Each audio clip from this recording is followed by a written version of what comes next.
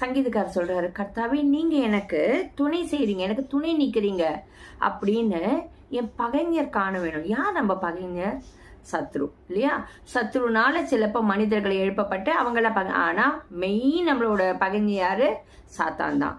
அப்ப அந்த சாத்தான் வெட்கப்படும்படி தேவன் நமக்கு துணை நிற்கிறார் என்று, தேவன் துணை நிற்கிறத எப்படி நம்மளால உணர முடியும், மற்றவங்க எப்படி பார்க்க முடியுங்கிறச்சு, நமக்கு ஒரு பிரச்சனை போராட்டம்னு வரச்சு ஆண்டவர் நமக்கு துணை நின்று நம்மளை ஆற்றி தேற்றி அப்படியே அந்த ஒரு பிரச்சனை போராட்டத்தில் முழுகி போய் நம்ம அழுது அடுத்த இதில் நம்ம எழுந்துக்காதபடிக்கு, அடுத்த ஒரு விஷயங்களை நம்ம எழுந்து போய் செய்ய முடியாதபடிக்கு தடை பண்ண பார்க்குற காரியங்கள்லாம் சத்ரு எதிர்பார்க்கறது.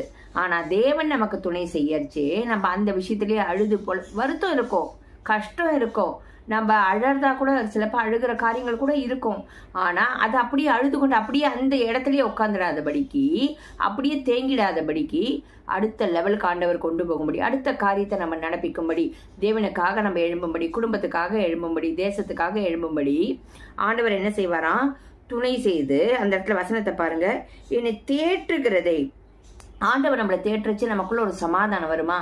சரி, இது வரைக்கும் நடத்தினார்ல, இந்த பிரச்சனை போராட்டத்திலும் தேவன் என் கூட இருக்காரு, இதையும் நான் கடந்து வருவேன், இதையும் நான் ஜெயித்து வருவேன், முன்னாடி என்னை ஜெயிக்க வச்சாரு இல்ல, இதையும் ஜெயிக்க வைப்பார், இதையும் என் குடும்பம் கடந்து வரும், நிச்சயமா இந்த குடும்பம் ஜெயிக்கும், சத்ரு வைக்கப்பட்டு போவான் அப்படிங்கிற ஒரு நம்பிக்கை. எப்ப தேவன் நம்ம கூட துணை நிற்கிறச்சேதான் அவர் நமக்கு அந்த ஒரு ஆற்றல் ஆற்றி தேற்றுவாருங்கிறது. அது பகைஞர் கண்டு என்னவா? வெக்கப்படும்படிக்கு. சத்ரு வெக்கப்பட்டு போவான், சத்ரு மூலியமா எழுப்பின மனிதர்கள் வெக்கப்பட்டு போவாங்க. எனக்கு அனுகூலமான ஒரு அடையாளத்தை, அப்ப எனக்கு ஃபேவரான ஒரு அடையாளம்ப்பா, எனக்கு ஒரு அடையாளத்தை காண்பீங்க, நீங்க என் கூட இருக்கீங்க, என்னை ஆற்றுறீங்க தேற்றுறீங்க, என் குடும்பத்தோட இருக்கீங்க, பிள்ளைகளோட இருக்கீங்க, ஊழியத்தில் இருக்கீங்க, கணவர் செய்யற தொழில்ல இருக்கீங்க, பிள்ளைகள் செய்யற படிப்பு விஷயங்கள் தொழில் எதுவா வேணாலும் இருக்கட்டுமே, சத்ரு எந்த இடத்துல நீங்க முடங்கி போயிட்டீங்க, நீங்க வெக்கப்பட்டு போக போறீங்க அவன் நினைக்கிறானோ அந்த இடத்துல தேவன் துணை செய்து உங்களை ஆற்றி தேற்றுச்சு என்ன ஆகும்? அந்த இடத்துல நீங்க முடங்கி போக மாட்டீங்க.